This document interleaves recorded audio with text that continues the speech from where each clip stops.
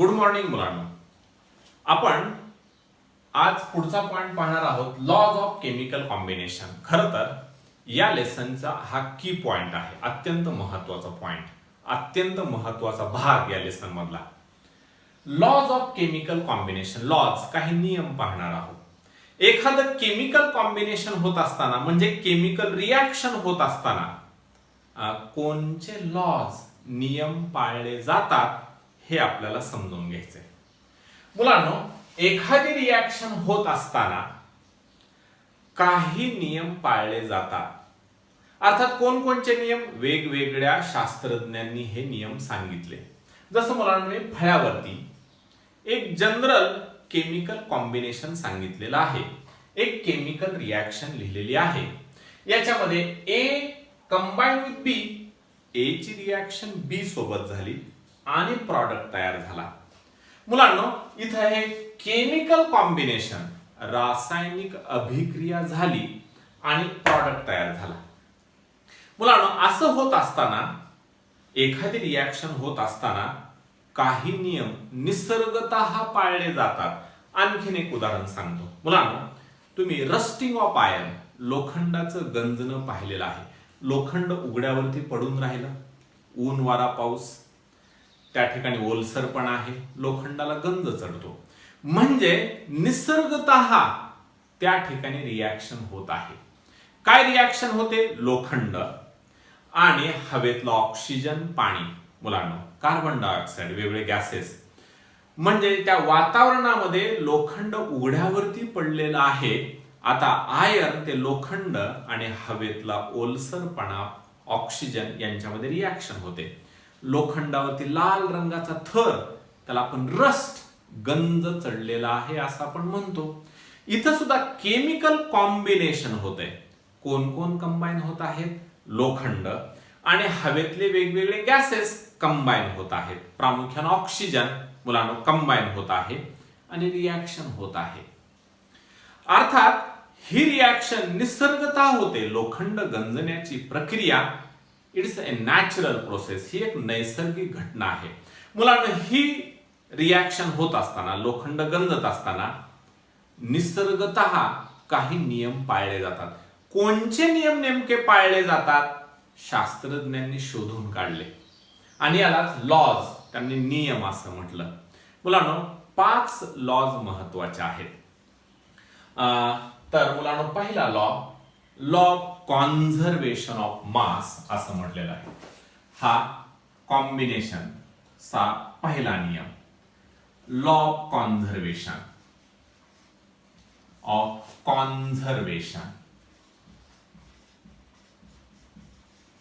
Law of conservation of मास. मुलांनो, हा नियम सांगितलेला आहे अँटनी लावायझर या शास्त्रज्ञानं. गिवन बाय, कोणी सांगितला? लावायझर.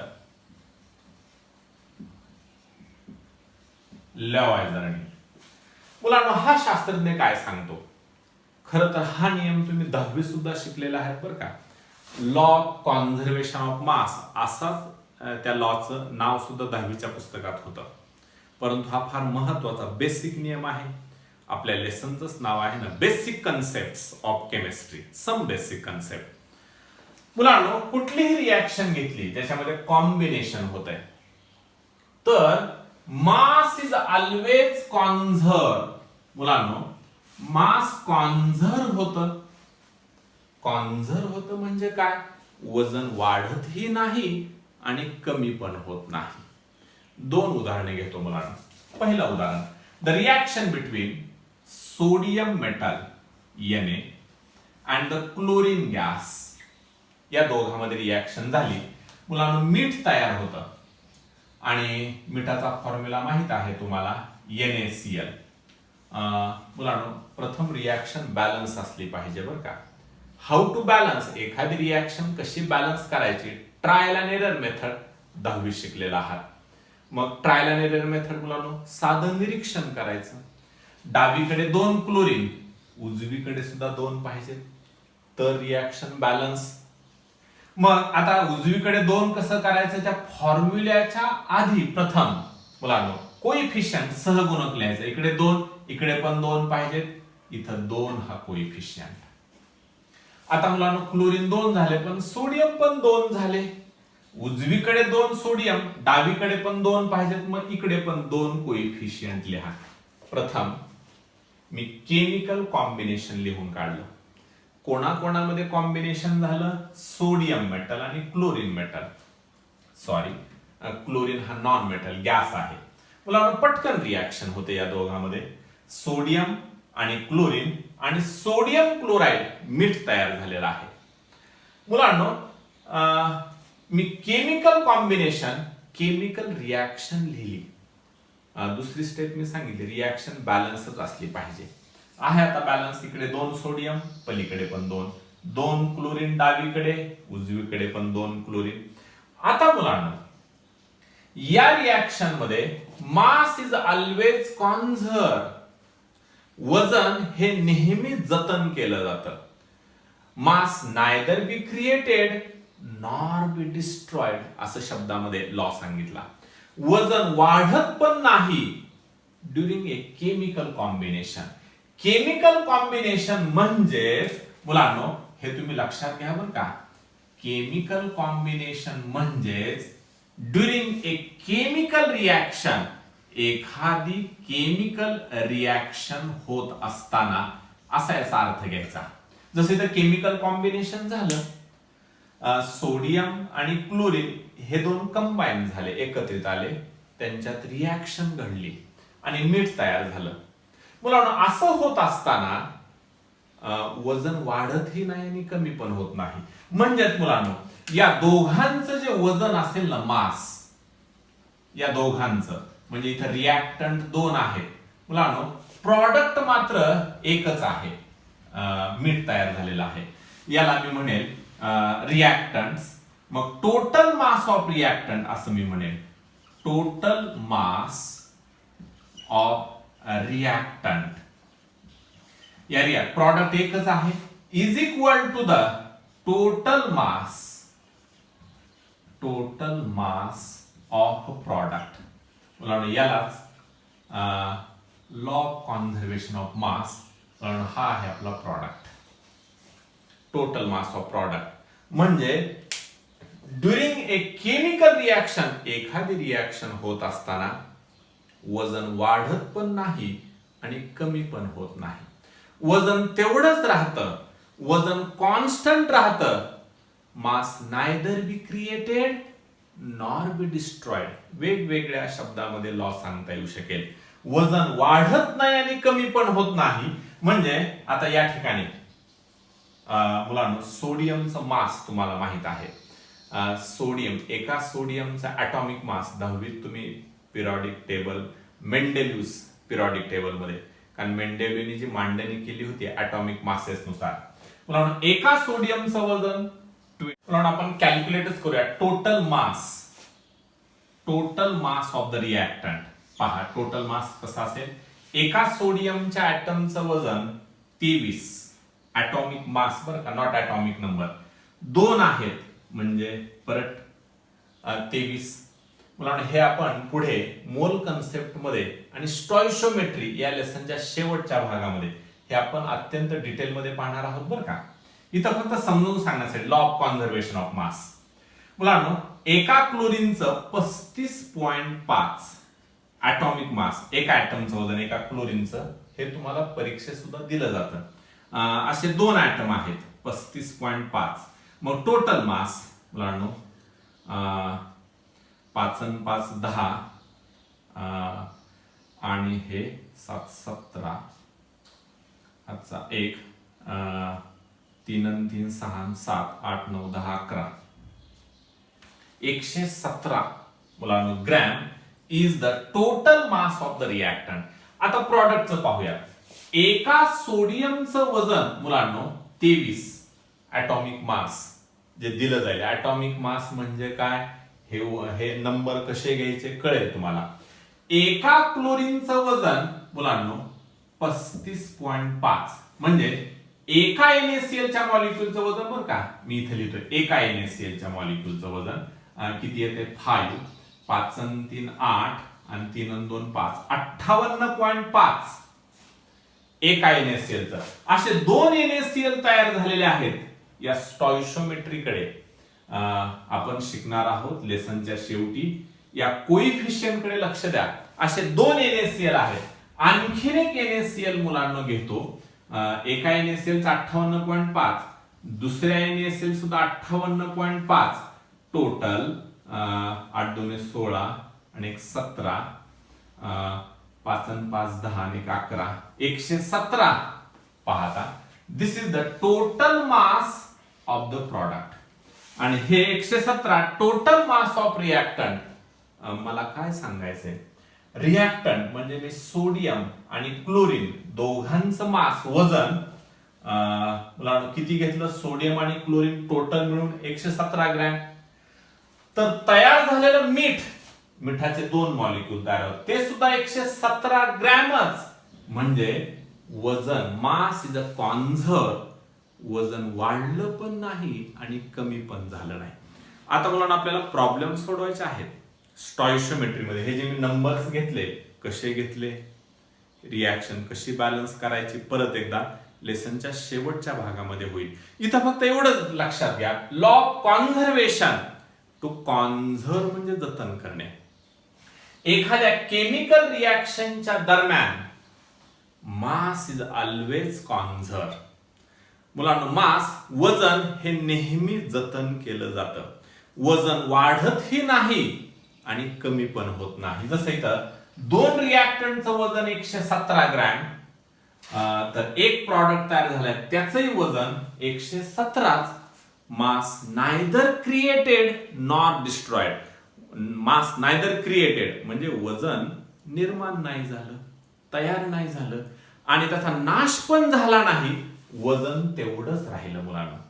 आणि मग law of conservation of mass मध्ये काय म्हटलंय, लॅवायझर या शास्त्रज्ञांनी काय सांगितलं, ड्युरिंग ए केमिकल रिएक्शन, एखाद्या केमिकल रिएक्शनच्या दरम्यान the total mass of reactant is equal to the total mass of product. किंवा हेच दुसऱ्या शब्दामध्ये काय सांगता येईल, during a chemical reaction mass is neither created, creation निर्माण होणे, वजन निर्माण होत नाही म्हणजे वाढत नाही, नायदर क्रिएटेड नॉर डिस्ट्रॉय, वजन कमी पण होत नाही. याला लॉ ऑफ कॉन्झर्वेशन ऑफ मास असं म्हटलं जातं. आणखीन एक उदाहरण घेऊ मुलांना. द फॉर्मेशन ऑफ वॉटर, पाणी तयार होतंय. रिएक्शन काय आहे पहा. पाणी कोणापासून तयार होतं, जेव्हा रिएक्शन हायड्रोजन गॅस आणि ऑक्सिजन गॅस, मी आता केमिकल कॉम्बिनेशन म्हणजे एक केमिकल रिएक्शन लिहितोय, या दोघांमध्ये रिएक्शन झाली आणि पाणी तयार झालं, दॅट इज H2O. आता मला पाहायचंय की law of conservation of mass हा पाळला जातोय का, नियम जो अँटनी लॅवायझर यांनी सांगितलेला आहे. प्रथम रिएक्शन बॅलन्स करून घ्या मुलांनो. इथं 2 हायड्रोजन, इकडे पण 2, इथं 2 ऑक्सिजन, प्रॉडक्ट कडच्या साईडला सुद्धा 2 पाहिजे. मग आता इकडे एकच ऑप्शन आहे, तुम्हाला माहिती आहे डावीकडे लिहिलेले रिएक्टंट. रिएक्टंट म्हणजे असे पदार्थ ज्यांच्यामध्ये रिएक्शन होते. प्रॉडक्ट म्हणजे उत्पादित, रिएक्शनच्या दरम्यान जे तयार होतं ते प्रॉडक्ट.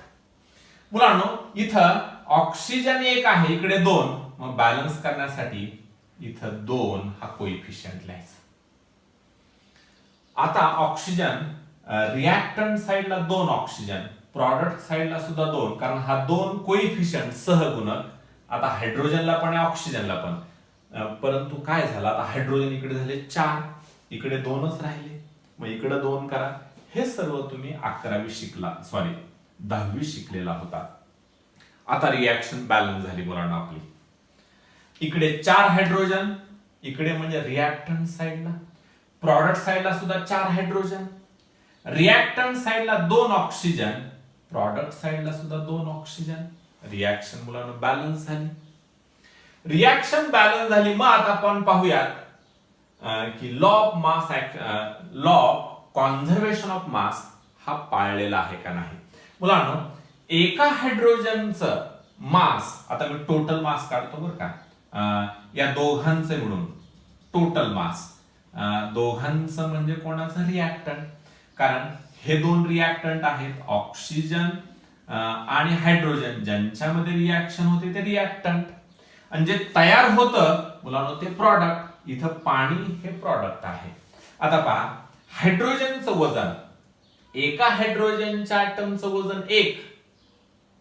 आपण पुढे पाहणारच आहोत, मी म्हटलं, किंवा 10वी मध्ये मेंडेलिव्हच्या पिरियॉडिक टेबलमध्ये, कारण मेंडेलिव्हने जी मांडणी केली ॲटॉमिक मासेस नुसार केली, एका हायड्रोजनचं वजन 1, असे 4 आहेत, म्हणून 4 हायड्रोजनचा ॲटॉमिक मास 4, एका ऑक्सिजनचं 16 मुलांनो, असे 2 आहेत, म्हणजे 32.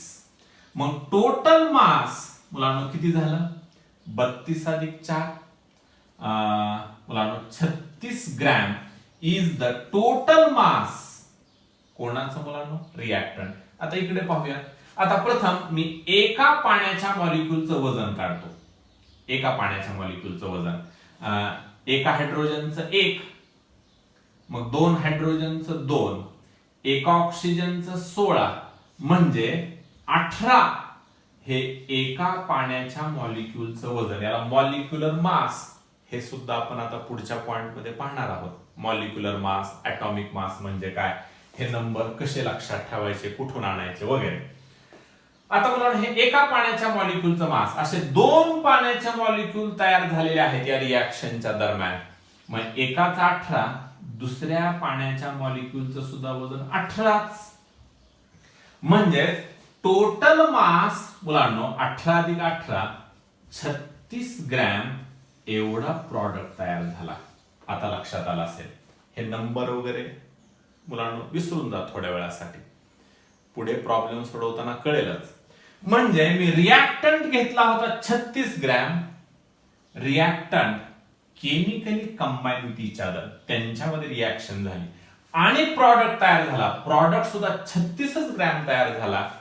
म्हणजे केमिकल रिॲक्शनच्या दरम्यान मास इज अ कॉन्झर्व, वजन जतन केलं जातं, ते वाढूही दिलं जात नाही, कमी कधीच होत नाही. Mass neither be created nor be destroyed, यालाच म्हणायचं law of conservation of mass. म्हणजेच मुलांनो, टोटल मास ऑफ रिॲक्टंट, रिॲक्टंटचं एकूण वजन हे किती असतं, is equal to the total mass of product. लक्षात आलेला आहे. हा मुलांनो पहिला लॉ जो लॅवायझरने सांगितलेला आहे. आता दुसरा लॉ पाहू. अशा मुलांनो 4 महत्वाचे लॉज आहेत. 5वा पण दिलाय, खरं तर तो कॉम्बिनेशनचा लॉ नाहीये. मी 4च महत्वाचे लॉ, 5वा आपण नंतर पाहणार आहोत. दुसरा law,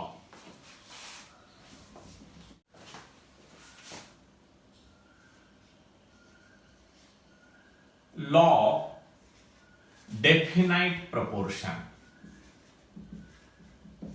Definite proportion, also called law of definite composition, असं सुद्धा याला नाव आहे. मुलांनो, हा लॉ प्रॉस्ट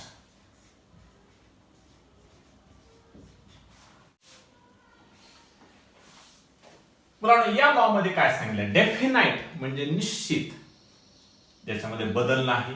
हा शब्द फार महत्वाचा आहे, निश्चित. प्रपोर्शन म्हणजे प्रमाण, यालाच कंपोजिशन सुद्धा म्हटलं. तर लॉ ऑफ डेफिनाइट प्रपोर्शन काय सांगतो मुलांना, आपण 2 उदाहरणं घेऊया. एक वॉटर H2O आणि दुसरं केन शुगर, उसाची साखर C12H22O11. मुलांनो, आता तुम्ही पाणी एक 100 ग्रॅम घेतलं.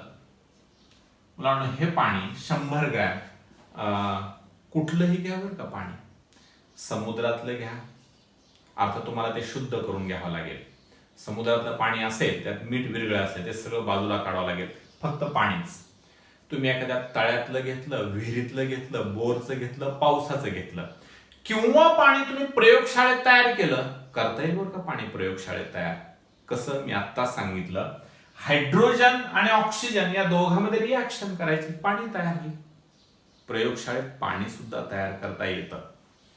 आता मुलांनो, तुम्ही 100 ग्रॅम पाणी घेतलं आता हे पाणी डिकम्पोज केलं तर पाणी डिकम्पोज केल्यानंतर तुम्हाला दोन इलेमेंट्स मिळतील.